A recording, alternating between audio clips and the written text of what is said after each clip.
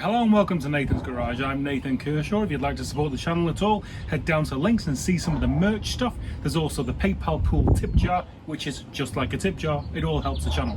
What are we on with today? XR4Ti strut tops, and more specifically, camber plates. Here she is pre-surgery. Okay, so right here we have the strut top and we have a bump. This is how the XR setup works, and the last bit of squidginess in the suspension is this rubber mount here. So today we are going to eradicate that. Now what used to happen on the old touring cars is they used to mount a camber plate from underneath, leave this hump and then adjust from inside, because it was like this concentric situation. But me being all high-tech, got these from Comp Brake, which are a lot more JDM-esque. So what we're going to do is we are going to chop off this hump, cut a hole in that plate, weld that plate to the strut top, bolt that in from underneath, put the strut through there, and then it's spherical bearing did on the top, and Bob's your uncle, fanny's your aunt. Right, these little beauties are out. Oh, do you like my reconditioned Craftsman toolkit? Gold top, it's just how I roll. So I thought it'd be a good moment just to show you, if you put coilovers on, kind of the order of happenings.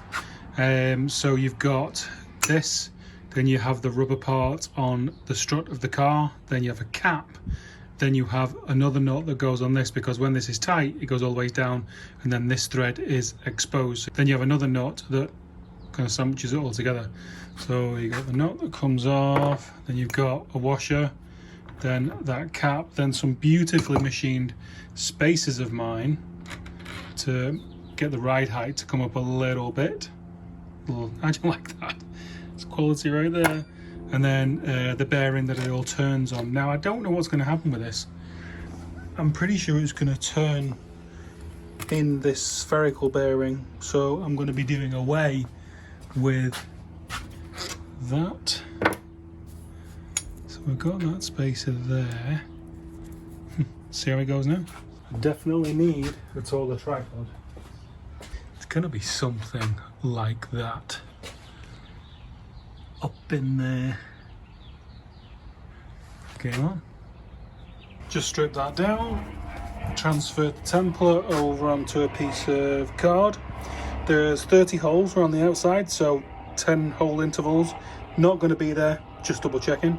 That's an outline of the center and the kind of the movement that that inner blue part's going to need. So the center is going to get it cut out like that. And I'll try it on the paper first, just to make sure what is going on in my head right now actually makes sense in reality. It's kind of making sense so far. Right, so we've got to keep this. That is the paint code. I'll be giving Jeff Hurst a call to see what it is and if he's got any. So basically that is what the strut top is going to look like. So that's why that hump is going to go, because we're going to be going onto this flat part here, and it's kind of flat, but it's going to take a little bit of a tappy tap to make it perfectly flat for that to sit onto. One of the reasons I don't mind losing this height is because the coilovers are a lot shorter than standard XR suspension, and it's too low at the front for me. It's doing my head in. I can't go up any driveways, over any, you know, like rain gullies in town or anything. It's a pain in the arse. So that is gonna basically look like that, because the camber plate's gonna mount from underneath with 3 bolts on the outside, equally spaced of course, and then that, see it even look straight. It is straight, but it doesn't look it right now. It's gonna be like that, and then that's gonna be metal and it's gonna be welded on. Okay, so this white thing is a fiberglass anti-welding splatter spark kind of situation. The reason why we have that here is because fuel lines are all right there. So I now may be recording either my own death or real heavy burning. You know, it's just, it's whole roll. It's what I do for my art. Let's go.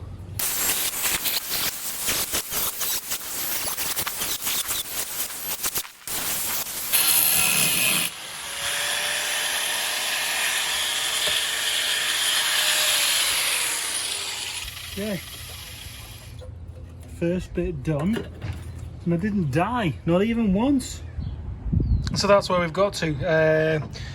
few relief cuts around the edge and give it a little bit of a tappy tap, a little tap tickle, I would say, so that the plate now just sits flat and even. And now I'm going to hit it with some weld through primer. While that dries, we'll be cutting holes in that.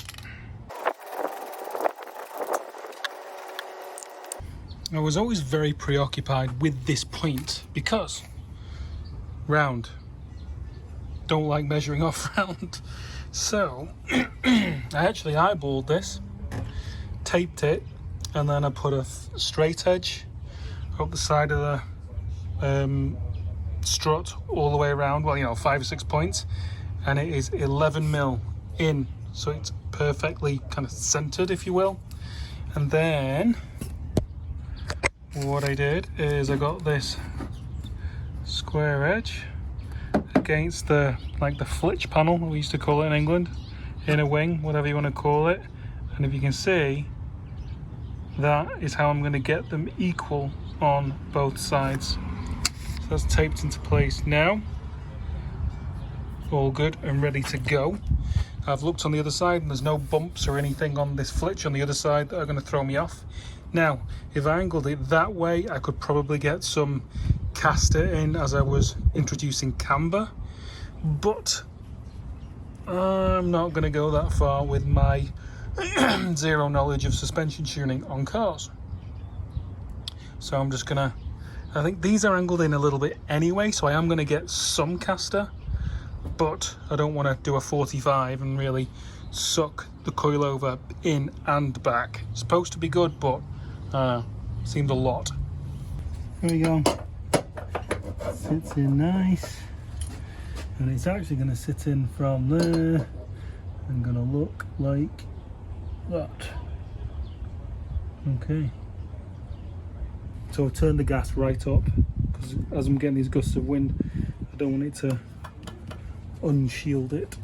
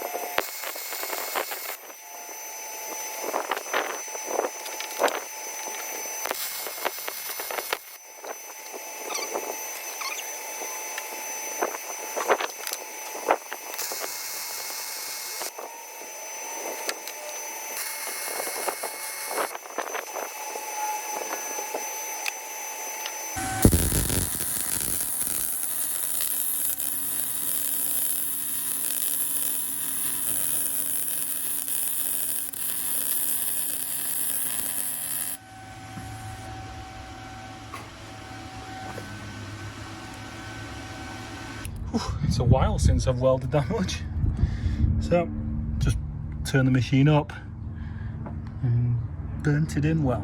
I ain't going nowhere, and there's not much height build up above the actual piece, so it'll clean up nicely. Lovely job. After a lot of templating, head scratching, swearing, crying, she's in. She is in. Holes are drilled. Happy days. Throw some primer on and some paint. There we go for the end of day emotional, motivational, psychological, supporting celebration. Put the completed one in. So that's what it's going to look like. Painted, obviously. Now it's just, this side's just a little tight, and that'll mess with my OCD way too much, so I'll probably take a mil off this side. Jeff Esteban did just ask about whether this does caster as well. Now, at a later date, if I ever want to make this a circle, which I can, that then gives this ultimate pivotability, if you will, because you've got holes and holes and holes everywhere. So I can incrementally move this round. So if I do that, if I have this hole set up at that angle, as I introduced camber, I will also introduce caster. So that may happen at a later date, but for right now, I'm very, very happy with this state of affairs. Different day, no less windy. Showed you that one, didn't show you that one, because it's pretty much the same. And you know what? They're kind of in the same place, within an inch or so, you know? That's what camber plates are for, though, aren't they? To take up that excess uniqueness. I hope they're closer than an inch. Right, so edge primer's on, and obviously what colour are we going to do? We're going to do gold, because it's in stock, and it's just how I roll. You guys know that. Painting and filming, this is a new high for me, high or low, whichever way you look at it. Look at that.